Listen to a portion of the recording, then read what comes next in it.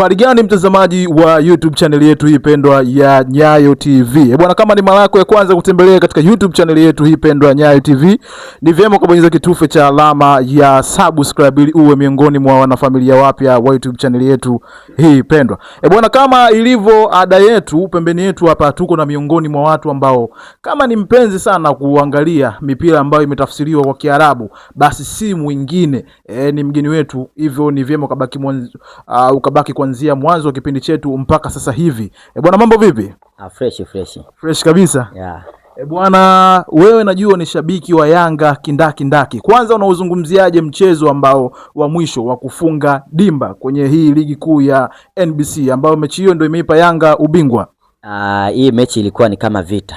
Yani ilikuwa ni kama Yanga wako vitani, kwa sababu unajua kabisa uko vitani, vita ambayo una mawili, aidha ukubali ufe au tetee shingo yako isiweze kuchinjwa. Kwa hiyo Yanga walikuwa vitani leo, lakini pia kwa majaliwa ya Mwenyezi Mungu wameweza kufaulu vita yao na wameweza kushinda kwa kumshinda mpinzani wao, kumchapa goli 3, lakini pia anayewafuata nyuma ambaye alikuwa anawasumbua na wapa mawazo kumwacha Segerea. Unalizungumziaje hili swala la Yanga kuchukua ubingwa mara 5 mfululizo mbele ya mtani wao Simba? Kama sijakosea pia kwenye historia inawezekana ni mara ya pili kwa Young Africans kuchukua mara 5 mfululizo bila mpinzani. Hii ni kama mara ya pili hivi. Kwa hiyo ni jambo ambalo walikuwa wanalitafuta kwa muda mrefu. Tulikuwa tushazoea sana Simba akichukua ataishia 4 na Yanga akichukua anaishia 4, Simba 4, lakini leo hii imepatikana amepinga sasa, amerudi historia yake nyuma kuchukua mara 5 mfululizo, na tunaendelea kuangalia nani atakuja kupindua hii, kwa sababu tayari ni historia imewekwa. Acha tu kuchukua ubingwa, bali ni historia imewekwa kwamba nimechukua mara 5 mfululizo. Na pia alikuwa tunajua kwamba kuna hali fulani alikuwa anapita hapa katikati Young Africans, wachezaji wake kuwa na injury nyingi, lakini pia na kushuka uwezo na matatizo mbalimbali, changamoto na kukosa. Pia alikuwa na uchungu wa kombe alikosa la CRDB kama sijakosea, amelikosa. So alikuwa na hasira sana, kulingana kwamba ndio maana mechi ya leo alikuwa anahitajia vilivyo. Alikuwa anahitajia vilivyo sana. Ndio unaiona klabu ya Yanga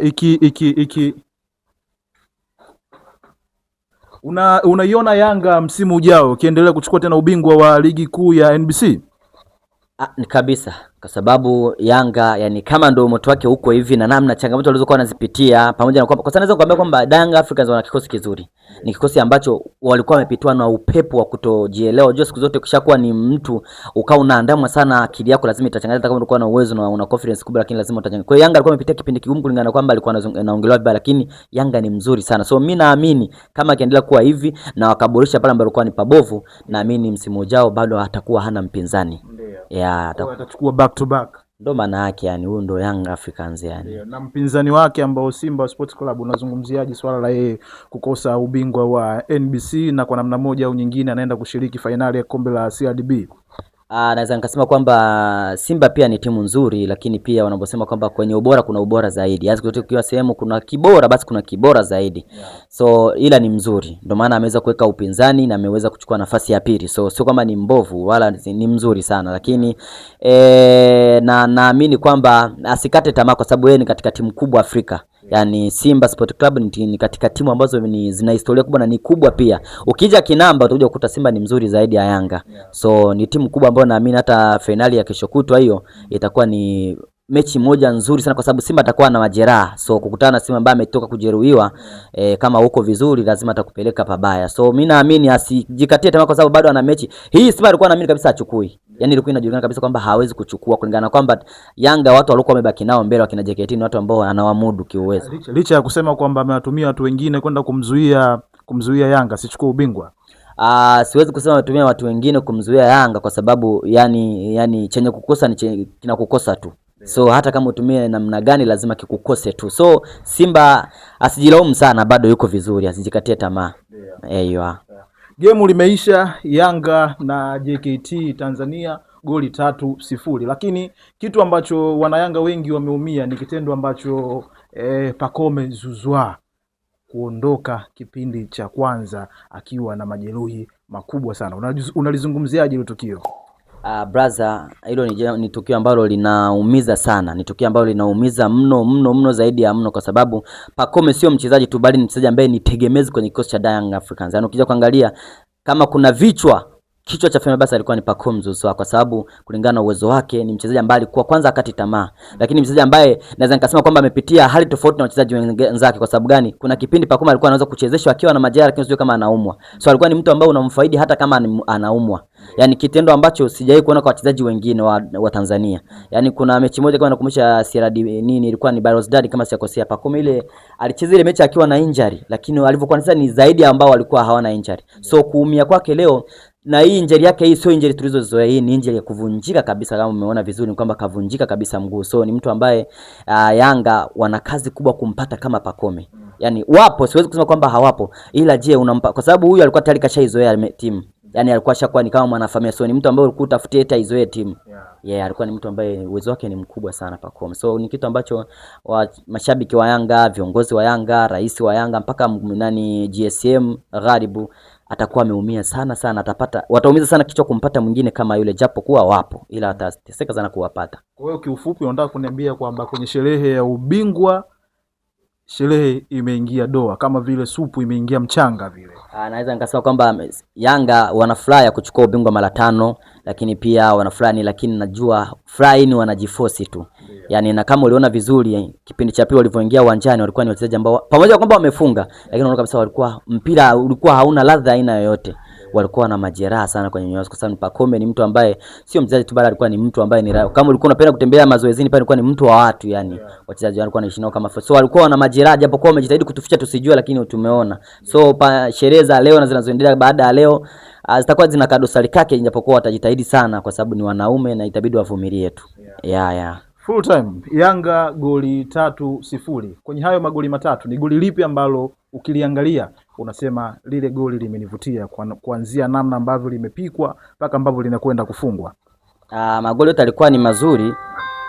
yalikuwa ni mazuri, ila naweza nikasema kwamba goli la Max Zengeri ni goli ambalo unaona kabisa limetengenezwa ili hali watu wakiwa na majeraha kwenye nyoyo zao baada ya tukio la Pacome Zouzoua, lakini bado unaona kabisa wamekuja na confidence kubwa, wametengeneza goli ambalo sio la kukurupuka tu. Pasi imetoka kwa mwingine ikaenda kwa Okelo akamletea Dube akapeka kwa kisigino pembeni, akakutana na Max Zengeri akawa amemwaga kitu ndani, lakini unaona kabisa ni goli sio la limetafutwa, japokuwa watu wana majeraha moyoni. So ni goli ambalo limenivutia sana zaidi ya sana. Wewe kwenye goli hilo wewe ni mtaalamu wa hayo mambo ya kutangaza kwa lugha ya wenzetu, namaanisha Kiarabu. Unaweza kulitafsiri hilo neno hilo goli ambalo amelifunga Max pia Zengeri kwa lugha hiyo ya wenzetu? Naweza nikalichapa vizuri sana. Basi twenzetu luka nalo. ايوه مرحبا ومرحبا ومرحبا بكم. ها انا كغاندي مرابو لقد جئت امامكم لافرحكم باحسن تفريح. هذه المباراة عظيما في تنزانيا وعظيما في افريقيا واجمل من مباراتي. ان هذا يانغ افريكانز مع جي كي تي هذا نادي عظيم، ولكن يانغ افريكانز اعظم من جي كي تي. هذا يبدا بالكرة في الوسط، هذا يسمى دوكي ابويا اي بيدري تنزانيا يجري بالكرة دوكي ابويا، قدم تمريرة جميلة الى ياو كواسي هذا مدافع اليمنى يسمى ياو كواسي اي جندو اي جيشي يجري بالكرة، قدم تمريرة جميلة الى مدافع الشمال يسمى محمد حسين اي كابتن يجري بالكرة هذا يسمى من هذا محمد حسين، قدم تمريرة جميلة الى من الى من هذا يسمى ماكس زنجيري قدم تمريرة الى من الى من هذا يسمى اوكيلو ستابو يجري بالكرة لامين يامال تنزانيا يجري بالكرة، قدم تمريرة الى ديبو اعطى من ماكس زنجيري ماكس ما شاء الله مبابي كونغو يسمى ماكس بيا زنجيري. لقد اخذ تمريرة جميلة الى ديبو، هذا ديبو قد تسميه مسيالا رجل من بعياني يسمى ديبو رجل عظيم مثل مسيالا، رجل عظيم مثل مسيالا انه يسمى ديبو لقد اخذ تمريرة جميلة من اوكيلو يسمى ستابوي اي لامين يامال، فاعطى من هذا ديبو فدل بالكرة في رجليه، ثم فقدم تمريرة جميلة الى ماكس بيا زنجيري مبابي كونغو فسجل الهدف جميلة وممتاز. انظروا كيف ما يفرحون هم على قيمة الفرح، يفرحون بهدف الذي هدفها ماكس زنجيري انه يسمى ماكسي. انظروا انجينيا حيس كيف ما يفرح، انظروا هذا يسمى GSM هو على قيمة الفرح، يفرح بهدف الذي هدفها ماكس زنجيري يسمى ماكسي. انظروا بيدري هذا يسمى دوكي ابويا يفرح وهو على قيمة الفرح، هو لقد خلع ثوبه ينزو اي يسمى باكوم لما وجد الجرح خرج في الخارج انظروا كيف يفرحون وهم مسكوا ثوب لباكوم زوزوا رجل من ايفر كوست بعد ان خرج في الميدان بجرح يسمى ماكسيم بيا نزengeri رجل من كونغو Mbappe Kongo. Bwana hilo ni goli la pili ambalo amelifunga Maxim Pia Nzengeli. Ni miongoni mwa magoli ambayo unalizungumziaje goli la Depu na namna ambavyo wameshangilia goli lile, kwenda kuchukua jezi ya Pacome Zouzoua na kwenda kuipeleka mbele ya mashabiki wa Young Africans? Depu kwanza naweza nikamwambia kwamba Depu alikuwa ni mchezaji ambaye baada ya Pacome kuumia, kama ulikuwa unamfuatilia vizuri, alikuwa na uchu sana na goli.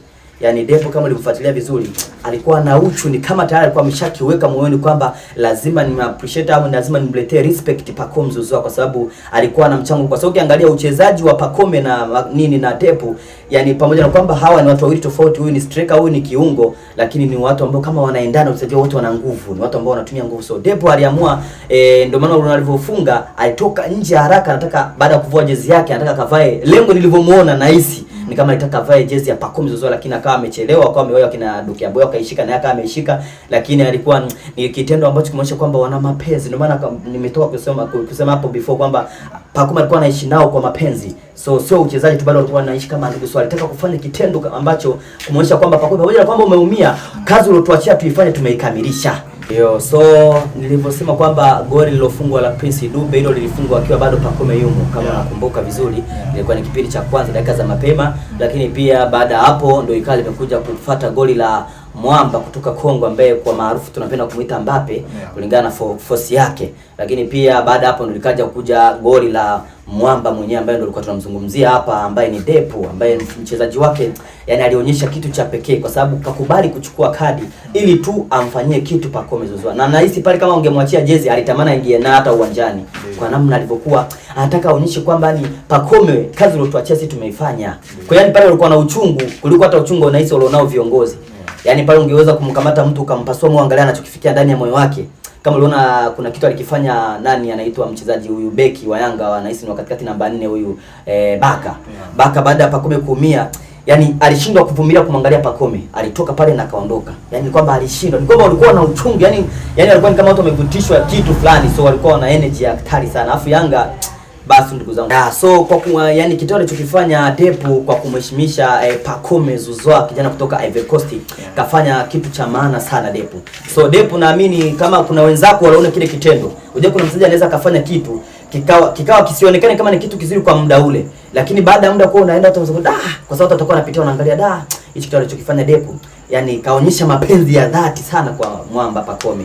So hata kama Pacome kula alipo akirudi baadaye atasema kweli nina nafasi kwenye nyoyo za wachezaji wenzako pale uwanjani. So goli la Depu naweza kusema kwa distinction kwa ajili ya goli la nani kwa ajili ya Pacome Zouzoua.